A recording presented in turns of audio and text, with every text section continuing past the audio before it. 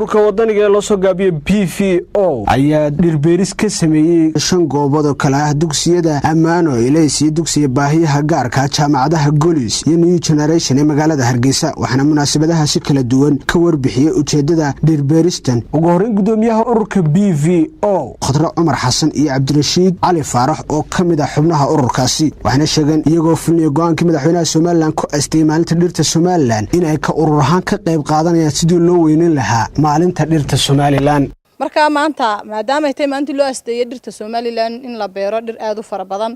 halkan aanu joogna waxa weeyaan dhirtii halkii dhirtay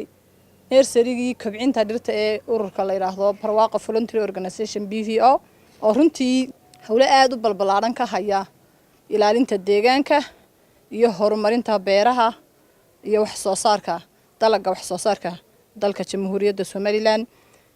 wuxuu ka shaqeeyaa ururku hawlo aad u balaaran oo ay ka mid tahay climate change programka cimilada isbedelka cimilada oo ay keeneen kululaanta cimilada adduunka iyo abaaro aad u badan oo soo noqnoqday oo naafeeyay ragaadiyay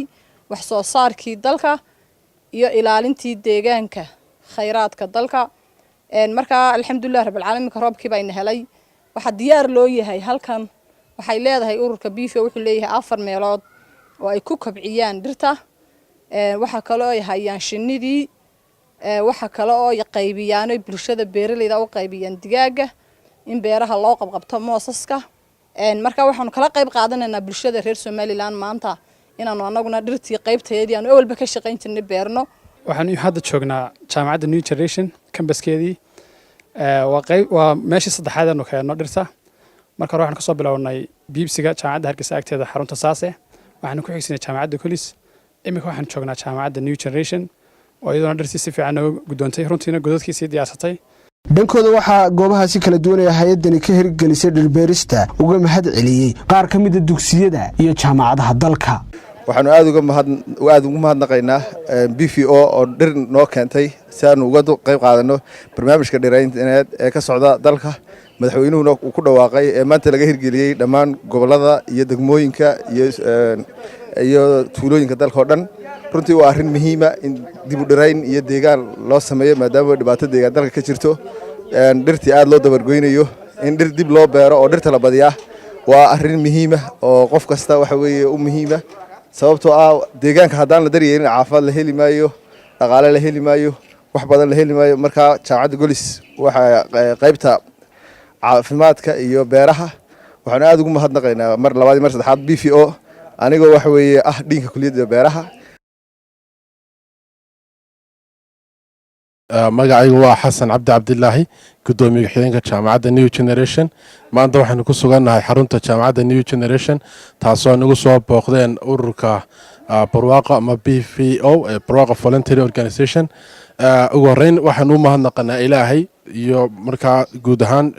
ummadda islaamkaaba sidoo kale waxaan u mahadnaqanaa madaxweynaha Jamhuuriyadda Soomaaliland oo runtii gartay in maalintan ay noqoto maalinta deegaanka Jamhuuriyadda Soomaaliland 15 Abriil taasoo sanad walba laga xasuusto doona guud ahaan deegaanka Soomaaliland runtii deegaan marka laga hadlayo waa wax muhiim inoo ah waa meeshan ku noolahay waa meesha nolosheena dhan ku tirsan tahay sida daraadeed waxa la yiraahdaa deegaanku waa noole nooluhuna sidii loola tacaamilo ee loo xanaanayo buu bilaadanka ugu soo jawaabaa marka deegaanka inaanu beerno dhirta inaanu beerno deegaanka inaanu waa mid inagu waajiba guud ahaan shacabweynaha Jamhuuriyadda Soomaaliland waxaan u soo jeedinayaa in qof kasta uu iska xil saaro sidoo geed u beeri lahaa sidoo deegaanka u ilaalin lahaa si uu intuu geed beero geedka intaad iska tagtid maaha waa inaad geedka intaad beerto waraabisaa xanaanaysaa aad la socotaa guud ahaan sida uu maalin walba tadawurka iyo heerka uu marayo korinkiisu aad iyo aad baad mahadsantihiin mar labaad waxaan u mahadnaqayaa ururka Barwaaqo Foundation Barwaaqo Voluntary Organization oo runtii nagu soo booqday jaamacadda wax badan runtii aan aaminsan ka qabteen deegaanka aad iyo aad baad mahadsantihiin wassalaamu calaykum waraxmatullaahi wabarakaatuh maalinta loo asteeyay qaranka dhirbeeridda runtii aad baan ugu faraxsanahay dhulkeennuna si aad ogtihiin nabaad guur baa ku dhacaya aad baan ugu hambalyeynaa ciddii hawshan waddo oo ugu horeeyay madaxweynaha Jamhuuriyadda Soomaaliland iyo ururka Barwaaqo oo runtii maanta dhirta halkan noogu keenay aad iyo aad baan ugu faraxsanahay waanaanu idinku dhiirigelinaynaa insha Allah waxaanu ballan qaadi doonaa dhirta qaybis in qaar la harsado noqdaan oo wadanka wuxuu tara maanta oo ay bishu tahay waxa weeye 15 Abriil 2018 oo ah maalin qaranku guud ahaan waa isteeyay inay noqoto maalinta dhiraynta waxa weeyaan markaa wadankeena Jamhuuriyadda Somaliland waxaan aad u jecelahay in waxa weeyaan marka hore anigoo ku hadlaya afka waxa weeyaan maamulka magaca iskuulka Amana Boarding and Day School oo halkay nimka ku sugannahay horena run ahaantii waxa weeyaan anagu waanu dhirayntu ay ahayd waxa weeyaan hadafkayga koowaad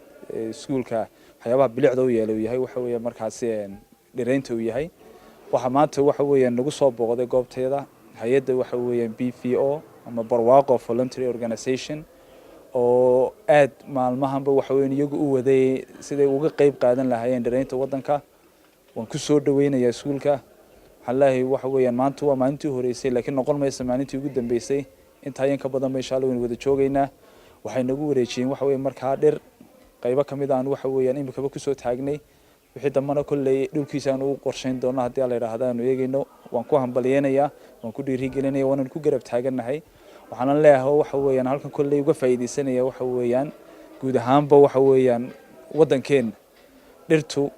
waxay ka qayb qaadataa waxa weeyaan kaliya quruxda un maaha ee waxyaabo badan oo ka qayb qaadata baa jira oo marka waxa weeyaan laga hadlay xagga sayniska laga hadlayo ay ka mid tahay inay hawada lafteeda regulation keega inay tii nadiif tahay in noo soo saaro si wasakhadeedna ka qabanayso xagga roobkii marka dadka waxaan ku dhiirigelinayaa inay waxa weeyaan xagga dhirta ay aad waxa weeyaan beeritaankeega waxa weeyaan dhiiradaan halka imika goyntuuna ay ka jirto oo sida shuruucda caalamiga aynu qaadano qofka hadduu geed u baahdo geedka uu goosta laakiin compensation buu sameeyo uu mag dhabayo geed kale ayuu beera marka intii aynu kari karnay aynu geed beer karnay aynu beerno hay'adaha iyo dhalinyarada iyo cidda iyo guud ahaanba wadanka xukuumadda cid ku hawlan waxa weeyaan dhirayn iyo in geed la beerana wax kale hadaynu tari kari weyna inuu encourage gareyno inuu dhiiri gelino oo inuu soo dhaweyno ayaan waxa weeyaan aad uga faa'iideysanayo u sheegaya bulshadayda marka waxaan leeyahay aad ba u mahadsantihiin hay'adda BVO waan idinka gudoonay waan idin la shaqeynaa anagu ka iskuul ahaan garabkiina ayaanu taaganay salaamu calaykum waraxmatullaahi wabarakaatuh